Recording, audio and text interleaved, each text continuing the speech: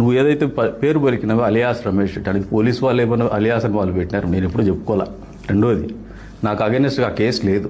నువ్వు సుప్రీంకోర్టులో కూడా పోయి చెక్ చేసుకో, ఆన్లైన్లో చెక్ చేసుకో. ఈరోజు నాకు అగైనెస్ట్గా కేసులు లేవు సోదరా. నీకేమన్నా ఉంటే ఇంకా భ్రమలు ఉంటే తొలగించుకో. నీవు నీ గొప్పలు బీకరాలు ఒలుగుతున్నావు. లేస్తే మొగని కాదు. మళ్ళీ కూడా చెప్తాను, మీ పూర్వీకుల పేర్లు చెప్పుకొని బతకద్దా ఇప్పటికీ? భావదారిద్ర్యమే అది.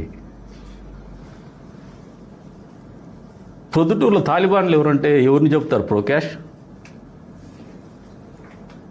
పోయి అడుగు ఇప్పటికీ. లేదు ప్రెస్ వాళ్ళకి ఛాలెంజ్ చేస్తానా, జిల్లా ప్రెస్కి కూడా అప్పీల్ చేస్తానా, మీరు ఎంక్వైరీ చేయిపోండి. పరిటాల రవీంద్రని చనిపోయినటువంటి వ్యక్తి గురించి మీరు మాట్లాడినారు, అది తప్పు. ఏ వ్యక్తి గురించి మాట్లాడినా తప్పే. ఏదైనా మామూలుగా రాజకీయంగా మాట్లాడితే ఎవరన్నారు, కానీ వ్యక్తిగతంగా మాట్లాడడం అనేది తప్పు. 7 సార్లు ఎమ్మెల్యేగా చేసినారు, సంపాదించుకొని అవినీతికి పాల్పడమని చెప్పం. 7 ఎలక్షన్లు చేసినారంటే వాళ్ళకి అంత ఇంత తూకం ఉంటుంది.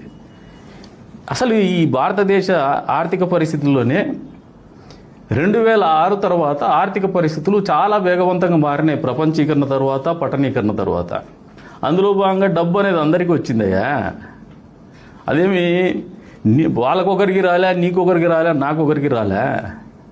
రాజకీయాల్లోకి పాపము నాయకుడిగా బతకాలనే ఆలోచనతో వచ్చినా ఉంటాం. సంతోషం, నువ్వు నాయకుడిగా చలామణి కావాలనే ఆలోచనతో ఉంటే, నాయకత్వ లక్షణాలు ఉంటే రాణింపబడతావు, నాయకుడిగా చలామణి అవుతావు.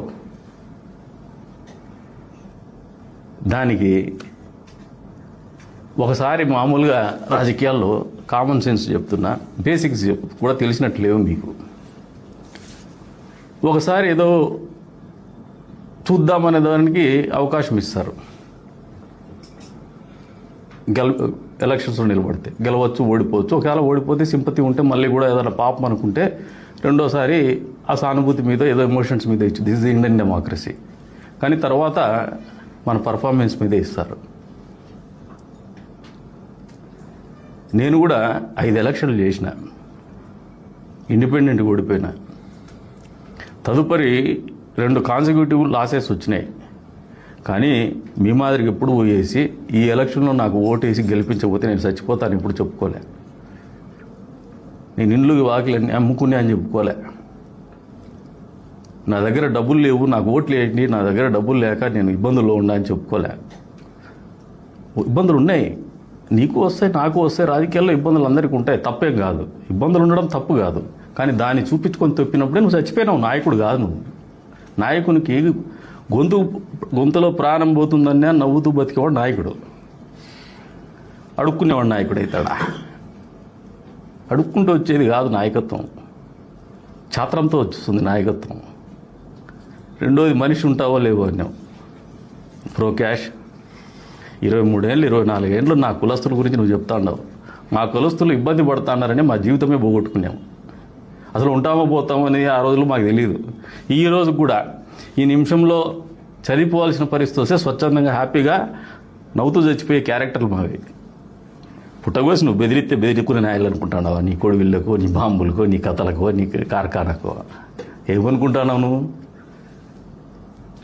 నీ పరిస్థితి చెప్తాను.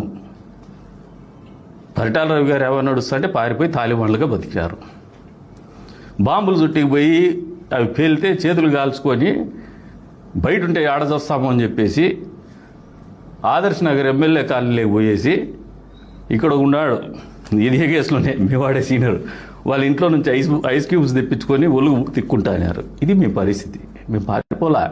కరోనా టైం గురించి చెప్తున్నాం. వీళ్ళే సాక్ష్యం, విలేకరులే. వీళ్ళతో సహా అందరికీ సహాయం చేసినాం మేము. మొట్టమొదటి పీపీఈ కిట్టు 2300 రూపాయలతో కొన్నాం మేము. ఇప్పుడు చెప్తున్నా నీకు, ఆ రోజున మీ ప్రభుత్వం ఉంది, నీకు బాధ్యత ఉంది. మీ ప్రభుత్వంలో మీరు పీపీఈ కిట్లు ఇవ్వలేదని మేము హాస్పిటల్కి పోతా అంటే నన్ను హాస్పిటల్ కిట్లు ఇవ్వకూడదని చెప్పేసి ఎదుర్కొన్నారు మీ ప్రభుత్వం ద్వారా, తహసీల్దార్ ద్వారా, ఆర్డీఓల ద్వారా. బెంగళూరుకి పోయి కారులో డ్రైవర్ లేకుండా నేనే స్వతహాగా పర్మిషన్ తీసుకొని పోయి వస్తా ఉంటే నన్ను కొడిగూడ చెక్ పోస్టులో ఆపినారు. దేని గురించి? శానిటైజర్లు, పీపీఈ కిట్లు సొంతంగా డ్రైవింగ్ చేసుకున్న కార్లు తీసుకొచ్చి హాస్పిటల్కి సప్లై చేస్తే. అది మీ పరిస్థితి. ఆ రోజున రెస్క్యూ హోమ్స్కి కూడా పీపీ